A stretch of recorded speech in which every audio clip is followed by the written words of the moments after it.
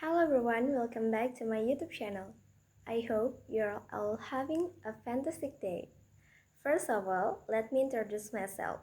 My name is Agustina de Lopez Laban with student ID number 2541173. I am a student the Management Study Program at Universitas Teknokrat Indonesia. In today's video, I'm going to discuss a very essential topic for us as future managers and entrepreneurs, which is understanding macroeconomic data. We want to be talking about complicated formulas today. Instead, we'll focus on how these big economic numbers actually shape the business world and our decisions-making process. So, without further ado, let's get started. Materi pertama ada pertumbuhan ekonomi atau kesehatan pasar. Pertama, kita bicara soal pertumbuhan ekonomi.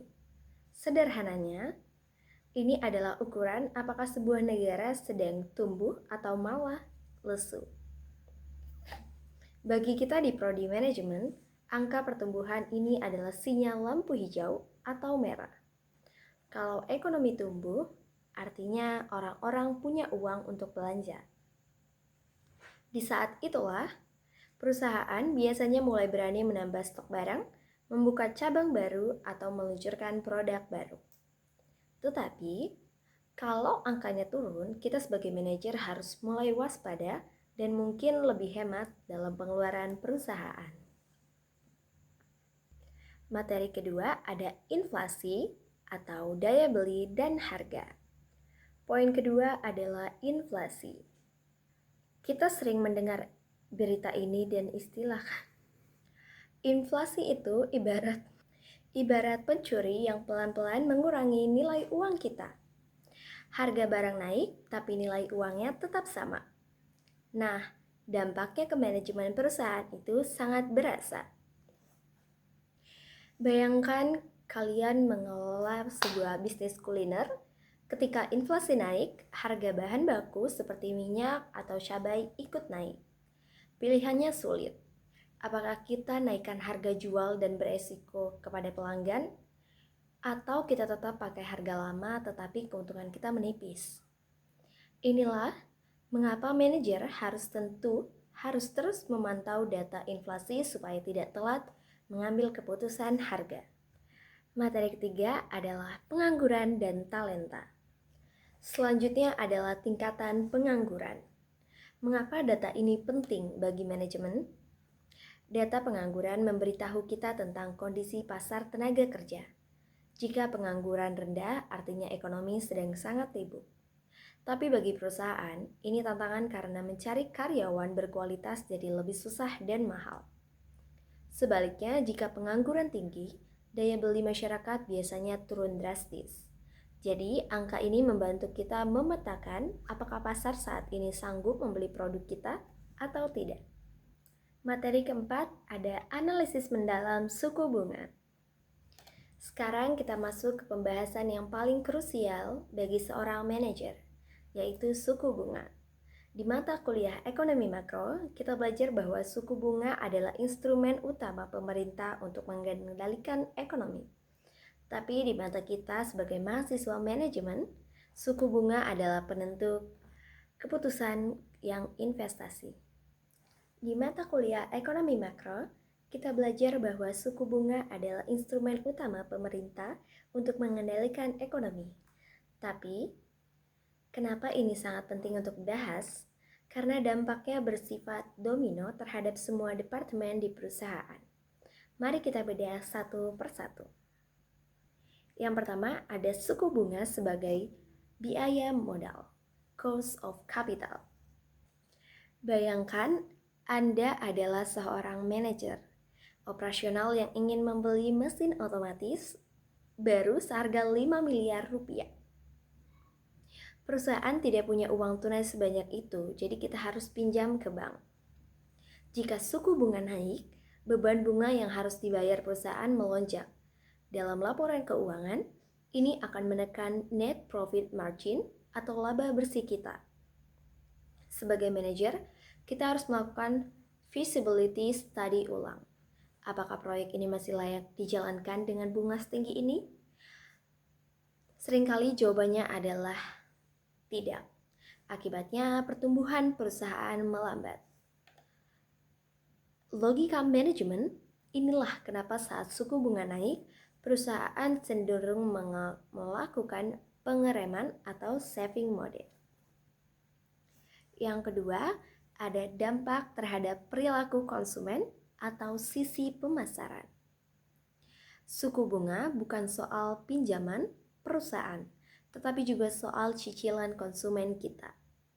Banyak produk manajemen mulai dari properti, otomotif, hingga barang elektronik bergantung pada kredit. Ketika suku bunga naik, cicilan bulanan masyarakat untuk KPR atau kredit kendaraan juga naik. Uang yang tadinya bisa dipakai untuk membeli produk retail kita, sekarang habis untuk membayar bunga bank.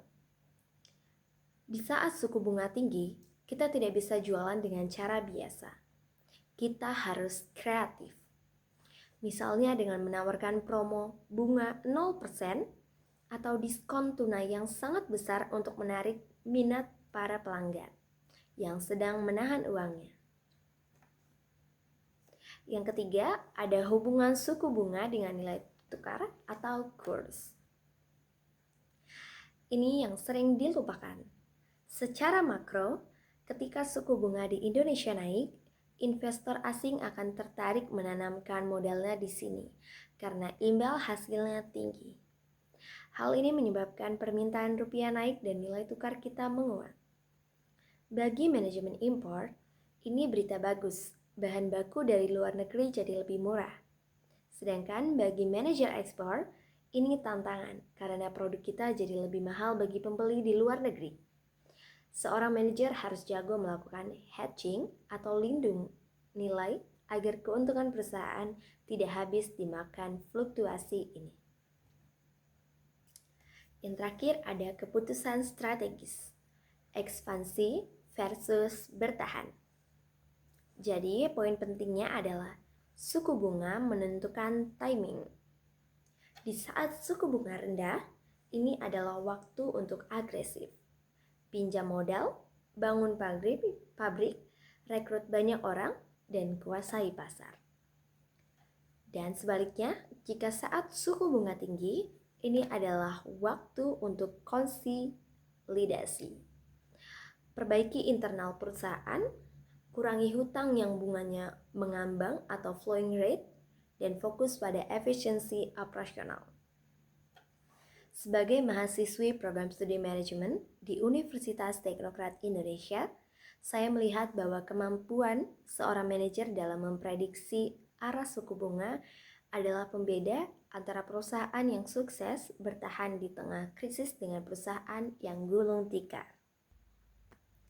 Teman-teman, setelah kita membedah satu persatu mulai dari pertumbuhan ekonomi, inflasi, pengangguran, hingga suku bunga yang sangat panjang tadi, sampailah kita di bagian paling penting, yaitu kesimpulan dan sintesis. Mengapa bagian ini sangat penting?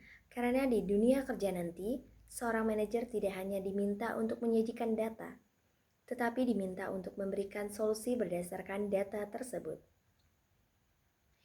Yang pertama ada integrasi data dengan menghubungkan titik-titik atau connection the dots. Data makroekonomi ini tidak berdiri sendiri, mereka saling berkaitan. Misalnya saat pertumbuhan ekonomi naik, biasanya diikuti dengan kenaikan inflasi karena orang-orang yang banyak belanja. Dan untuk mengerem inflasi tersebut, bank sentral akan menaikkan suku bunga. Nah, kenaikan suku bunga ini bisa beresiko menaikkan angka pengangguran jika perusahaan tidak sanggup membayar modal. Seorang manajer yang hebat harus bisa melihat pola ini. Kita tidak boleh egois hanya melihat laporan penjualan di meja kita, tapi kita harus melihat cuaca di luar sana. Jika cuaca ekonomi sedang badai, sekuat apapun tim manajemen kita harus tetap bersiap-siap memakai payung strategis. Well, that brings us to the end of my presentations. I hope this video gives you a clear perspective on why macroeconomic data matters so much in the field of management.